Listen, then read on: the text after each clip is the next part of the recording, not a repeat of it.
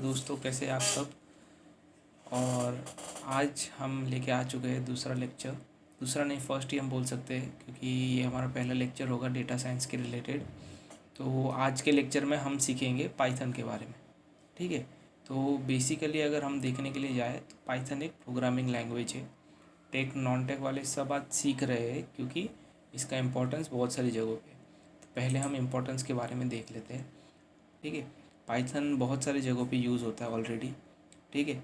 आपको टेक्निकल या non technical कोई भी बैकग्राउंड में आप जाइए, तो आजकल जिसे भी डेटा रिलेटेड या कुछ भी सॉफ्टवेयर रिलेटेड काम करना है, तो Python is a easy language, easy to understand language, easy to execute language. ठीक है। तो अभी पाइथन के यूजेस है ये सारे के सारे। ठीक है। वन बाय वन इसके बारे में जानेंगे, इसके बारे में थोड़ा डिटेल में हम बात करेंगे। सबसे पहला है डेटा इंडस्ट्री। डेटा इंडस्ट्री यानी data science, data analytics and big data. ठीक है। अब डेटा साइंस क्या है, जिसके बारे में हम पढ़ने वाले। डेटा साइंस अगर बेसिकली हम बोले तो डेटा को कलेक्ट करके, ठीक है, उसे स्टडी करके, उसे एक्सट्रैक्ट, उसके अंदर बहुत सारे पार्ट्स होते हैं, जैसे हमने पिछले वीडियो में देखा था कि पहले डेटा कलेक्ट होता है, उसके बाद डेटा को सेग्रीगेट करते हैं, उसका डेटा को एक्सट्रैक्ट करते हैं, उसके बाद उसका स्टैटिस्टिकल एनालिटिक्स निकालते हैं। ठीक है। डेटा एनालिटिक्स भी बोलते हैं। उसके बाद उसको हम क्या बोलते हैं, with the help of power BI and Tableau हम उसका एक ग्राफिकल रिप्रेजेंटेशन बनाते हैं, और उससे हमें पता चलता है कि हमारे पास जो डेटा आया है उसके रिलेटेड सब टैक्टिक्स या ये सब एडवर्टाइजमेंट या ये ऐसे ऐसे प्रोग्राम्स हम रन करेंगे, तो जिससे हमें बेनिफिट होगा with the help of data. ठीक है। तो डेटा साइंस के अंदर भी बहुत सारी चीज़ें आती है, जैसे कि मशीन लर्निंग आ गई, डीप लर्निंग आ गई, कंप्यूटर विजन आ गया, natural language processing NLP, reinforcement learning. तो ये सब के बारे में हम धीरे धीरे धीरे रोज़ धीरे धीरे सीखेंगे। ये सब हम अगर पाइथन आता हो हमें, तो हम ये सारी चीज़ें कर सकते हैं। ठीक है। Data analytics and big data ये भी एक पार्ट है पाइथन। अगर आपको डेटा एनालिटिक्स या बिग डेटा में इन फ्यूचर करना है जॉब, तो उसके लिए भी पाइथन आना बहुत ही ज़रूरी है। उसके अलावा अगर आपको गेम्स डेवलपमेंट करने में इंटरेस्ट है, ठीक है, तो उसके लिए भी पाइथन आना ज़रूरी है। कोडिंग लैंग्वेजेस बहुत सारी है, जावा है, C++ है, HTML है, C+ है, और बहुत सारी। बट पाइथन क्यों लोग ज़्यादा प्रेफर करते हैं सीखने के लिए, इजी है। ठीक है। दूसरा बात ये है कि इसके अंदर बहुत सारी लाइब्रेरीज है। ठीक है। नमपाई हो गया, पांडा हो गया, रास्पबेरी हो गया, जैंगो हो गया। ठीक है। ये सब लाइब्रेरीज क्या करती है, हमें हेल्प करती है, हमारा काम थोड़ा आसान बनाती है। ठीक है। जैसे कि अगर हम जावा के अंदर देखें, HTML के अंदर देखें, तो हमें बहुत ही ज़्यादा लंबे चौड़े हमें प्रोग्रामिंग करने पड़ते हैं। ठीक है। और मैं तो बोलूँ स्टार्टर्स के लिए, फ्रेशर्स के लिए वो देख कर ही ऐसा लगता है कि नहीं बाबा, ये हमारे लिए नहीं है। ठीक है। तो इसके अंदर क्या है कि लाइब्रेरीज के होने के बेनिफिट्स ये है कि हम बड़े बड़े जो प्रोग्राम्स है उसको इजीली शॉर्ट फॉर्म में अच्छे से रन कर सकते हैं। ठीक है। तो गेमिंग इंडस्ट्री के लिए भी यूज़ हो गया graphical user interface. Graphical user interface यानी अगर हम देखने के लिए जाए तो फेशियल रिकॉग्निशन। ठीक है। या फिर विंडोज़ का कोई भी एप्लीकेशन हो गया। ठीक है। तो हम एक प्रोजेक्ट भी करेंगे आगे फेशियल रिकॉग्निशन के ऊपर, कि अगर हम कोई भी, फॉर एग्जांपल बड़ी बड़ी कंपनीज में होता है आजकल, अटेंडेंस पहले थंब से होता था, ठीक है, फिर कार्ड से होता था, बट अभी फेशियल रिकॉग्निशन से होता है। फिर वेब एप्लीकेशन हो गया, वो हम जैंगो से कर सकते हैं, जैंगो लाइब्रेरी है।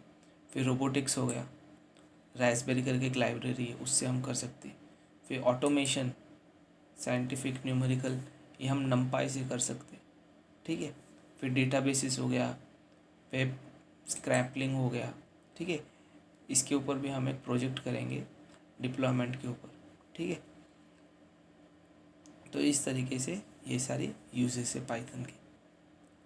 बट अब हम पाइथन को सीखे कहाँ पर, ठीक है, उसके लिए भी कोई प्लेटफॉर्म चाहिए। ठीक है। उसके लिए मैं आपको सजेस्ट करूँगा एक सिंपल एंड इजी प्लेटफॉर्म। उसके लिए सबसे पहले हमें ओपन कर लेना है Google Colab.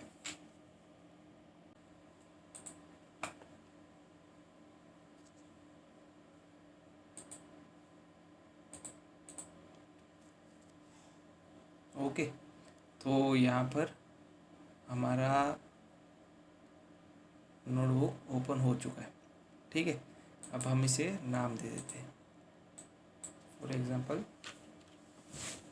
Python starting. Okay, so अब ये बहुत इजी चीज़ है, ये आपका बेसिक्स पाइथन का यहाँ से क्लियर हो सकता है इजीली। ठीक है, तो हम स्टार्ट करते हैं 1+2, एंटर।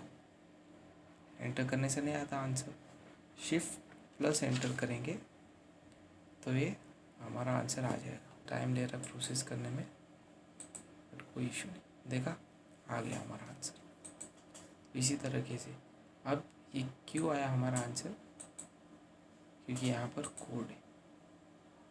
ठीक है, for example 2 × 3, shift plus enter, 6 आ गया। वापस से बता दें, हो गया। अभी 1+2 का आंसर हमें 3 आ गया। अब हमें नेक्स्ट करना है, तो फिर कोड करेंगे तो वापस से ऐसा ओपन हो जाता है। कोड के लिए शॉर्टकट क्या है, Ctrl+M और B। ठीक है, आप कोई भी पाइथन का एप्लीकेशन ओपन करो, पाइथन का एप्लीकेशन आप गूगल कोलैब में भी यूज़ कर सकते हो, या फिर बहुत सारे प्राइवेट सर्वर्स भी होते हैं। ठीक है, अगर फॉर एग्जांपल आप अपने ऑफिस में जा रहे हो या कोई भी कंपनी में जॉब कर रहे हो, उनका प्राइवेट ऐसा पोर्टल भी होता है या प्राइवेट ऐसा उनका सर्वर होता है जहाँ पर आप पूरा कोडिंग कर सकते हैं। ठीक है, अब प्राइवेट सर्वर का क्या बेनिफिट होता है कि आप तो कोडिंग कर रहे हैं, वो कोडिंग आपके टीममेट्स भी देख सकते हैं। ठीक है, उसके भी कुछ पैरामीटर्स रहते हैं, कुछ एक्सेप्ट करना रहता है आपको। ठीक है, उसके बारे में मुझे ज़्यादा डिटेल में नहीं पता। ठीक है, बट हर एक कंपनी का अलग अलग होता है।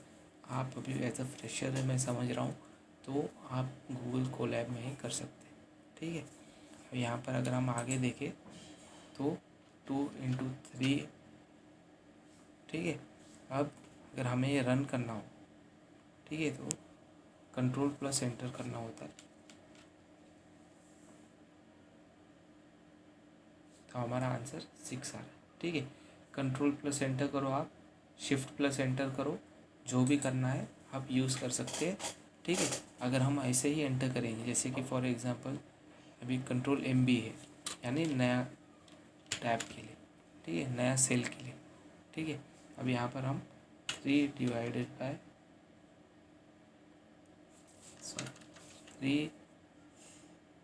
6 डिवाइडेड बाय 3 करते हैं।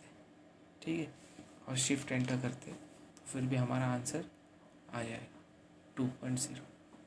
ठीक है, और इस तरीके से हम कर सकते हैं। अभी 3 डिवाइडेड बाय 0 करेंगे हम, तो क्या होगा आंसर,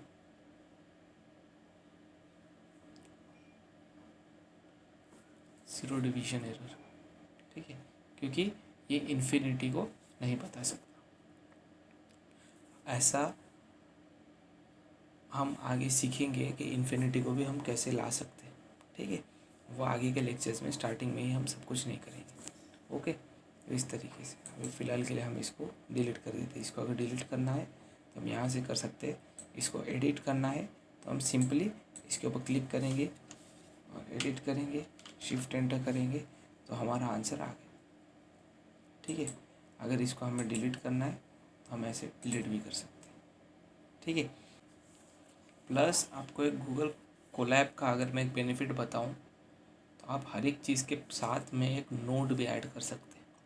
ठीक है, फॉर एग्ज़ाम्पल अगर हम देखने के लिए जाए तो ओके,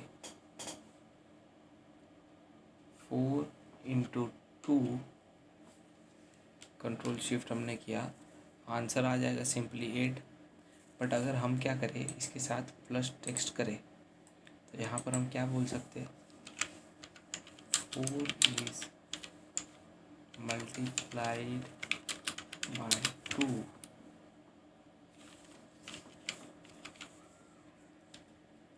एंटर एंटर। ठीक है, तो अभी यहाँ पर ये हमारा नोट भी आ गया कि 4 is multiplied by 2। ठीक है। तो इस तरीके से हम सेग्रीगेट भी कर सकते हैं अंडरस्टैंडिंग के लिए, ठीक है। अंडरस्टैंडिंग के लिए ये तो इजी वाला नोट है। अभी अगर आगे जाके थोड़ा आप कॉम्प्लेक्स करेंगे, ठीक है, तो बहुत बार ऐसा होता है कि टीममेट्स को हमारे समझने के लिए हम ऐसे पॉइंट्स ऐड कर सकते हैं, ठीक है।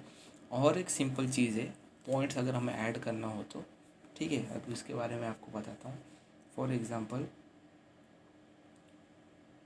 2 + 2 -2, कंट्रोल एंटर, ठीक है, ये तो आ गया।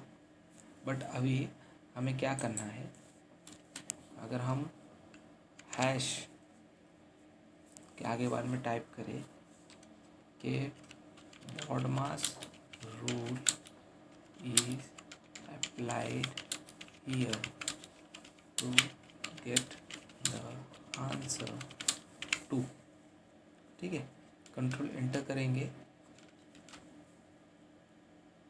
तो देखा। अब ये जो चीज़ है ये आपका टेक्स्ट हो गया, आपके ये कोडिंग से इसका कोई ताल्लुकात नहीं है, ये सिर्फ अंडरस्टैंडिंग के लिए है चीज़, ठीक है।